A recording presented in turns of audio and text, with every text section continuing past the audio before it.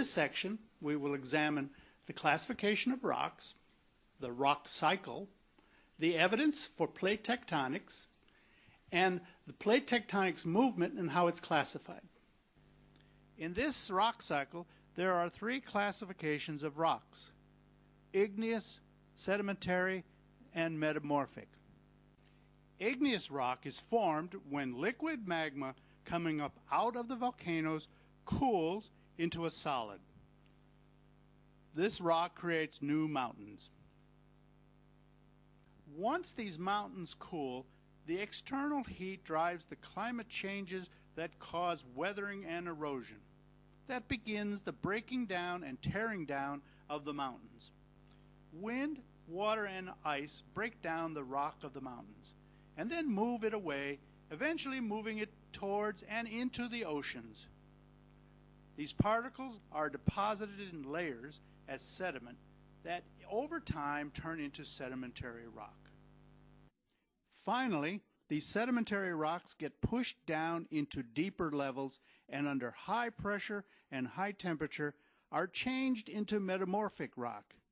Eventually, metamorphic rocks are pushed even deeper until they are melted and turned into magma, and the cycle starts again. Earlier I talked about the tectonic plates in the lithosphere. These plates have been identified and plotted on this map. This is the African plate. As you can see, it extends far out into the Atlantic Ocean. It is bigger than just the landmass of the continent. We are sitting on the Arabian plate. In the early days, before the plate tectonic theory was proposed by Dr. Wenger, geologists were busy mapping the locations of volcanoes and earthquakes. Over time, there developed a pattern that generally traced the plate boundaries of today. Also, they began to collect other data that proposed that all of the continents might have been one at one time. 250 million years ago, geologists believed the continents were together as one. The five major pieces of evidence to support this theory are as follows. First, the present-day continents seem to fit together if you trace their movement backwards in time. South America fits into Africa, and North America fits into Europe. Second, many of the mountain ranges on different continents have the same types of rocks. A good example is the Appalachian Mountains in North America are very similar to the Ural Mountains in Europe. This indicates that they were formed before the breakup of the supercontinent. Third, there are 300 and 400 million year old fossils that have been discovered. When these animals and plants died, they were captured in the layers of sediment and in time turned into rock. For example, when we examine these rocks closely, we see many of the same fossils in South America and South Africa, signifying that at one time they must have been together before the continental drift began.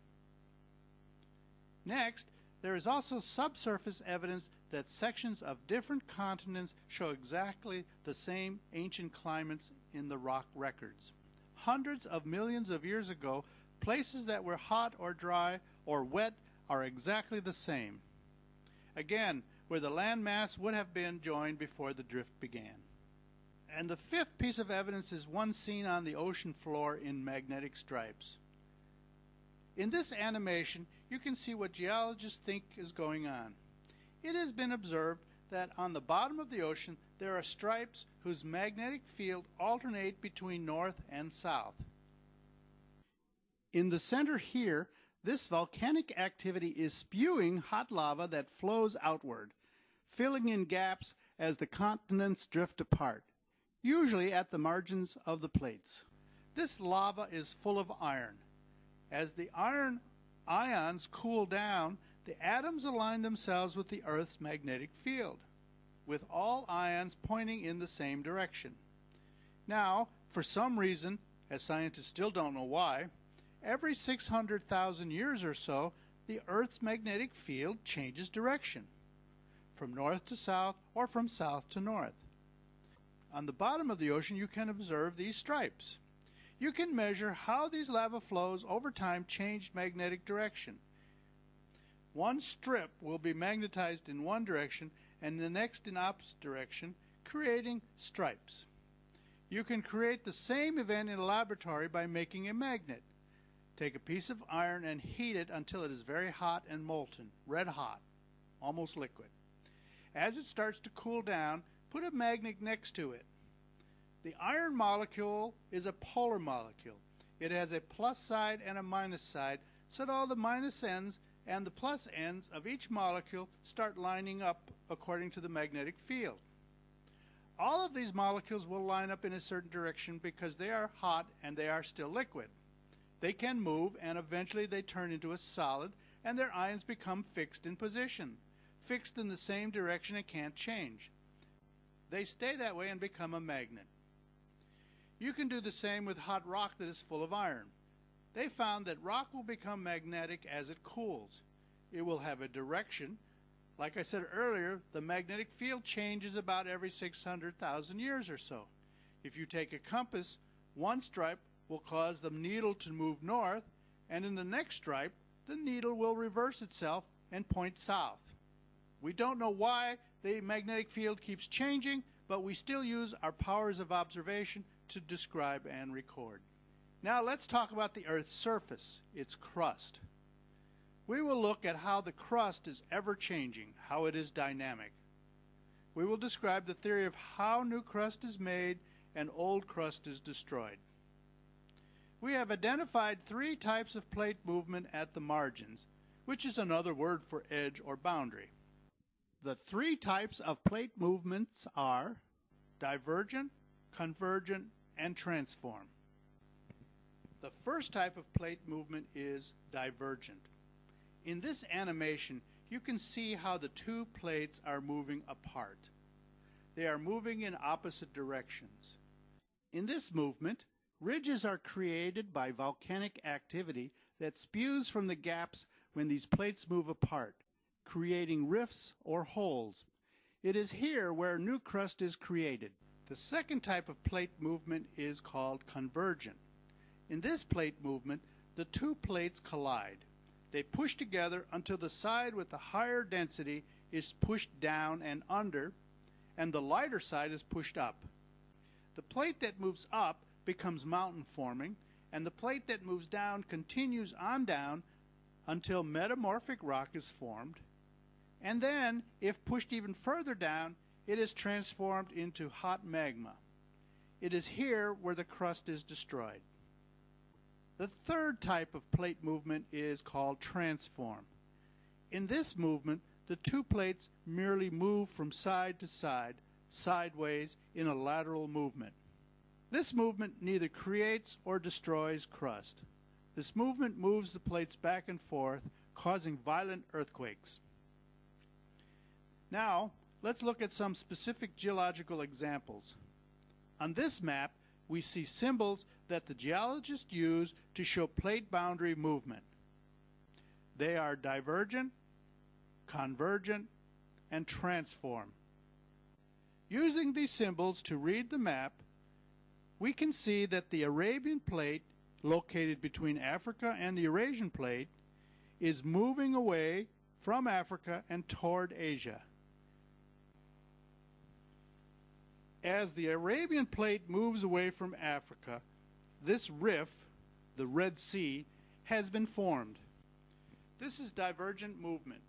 New crust is formed when these two plates are moving apart. We also have the Rift Valley. The East African Rift Valley has lots of long, thin places with volcanic activity.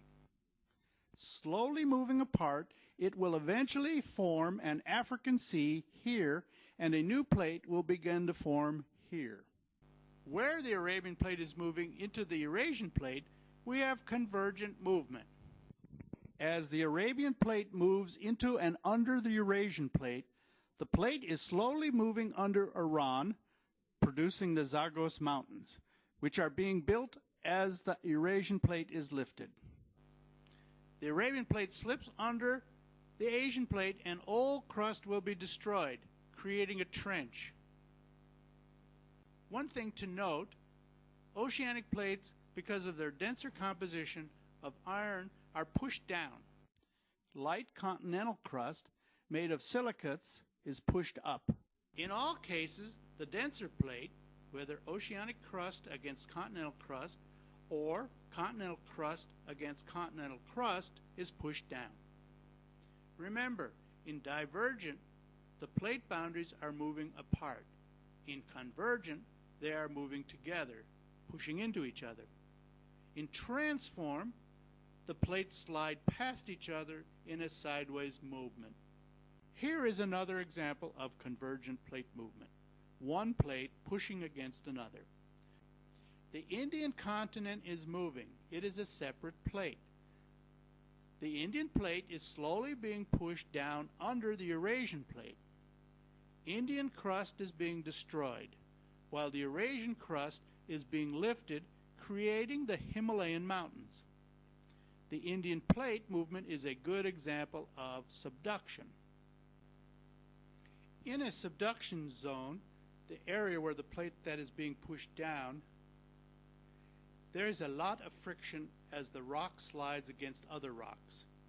It gets so hot it starts to melt, forming metamorphic rock. Then, as it is pushed deeper down, metamorphic rock is destroyed and melted and changed into magma. Some of this magma flows out of volcanoes, creating new mountains. In the subduction zone, we also see a trench forming here and mountains being created here. Mountain building and crust destruction happen at convergent plate boundaries. The plate that is pushed down then starts to fuel volcanic activity, using the crust from subduction that eventually turns to magma that will be used to build new mountains. This is part of a cycle that geologists call the rock cycle. Here is an example of transform margins. The Arabian plate is moving this way. See the arrows? They tell you that the boundaries are moving in the opposite direction. The Gulf of Aqaba was formed by transform plate movement. It goes up through Lebanon and into Turkey. You can see these valleys. It is an earthquake zone. To review, there are three types of plate movement at plate margins or boundaries. Divergent, which causes the plates to move in the opposite direction. This creates holes in the crust that is filled in by volcanic activity, creating new crust. Convergent, which pushes the two plate margins together, causing one side to be lifted, making mountains, and the others to be pushed down into the subduction zone that destroys crust. Transform causes the plate margins to move sideways. This is where you get violent earthquakes, but crust is neither created nor destroyed.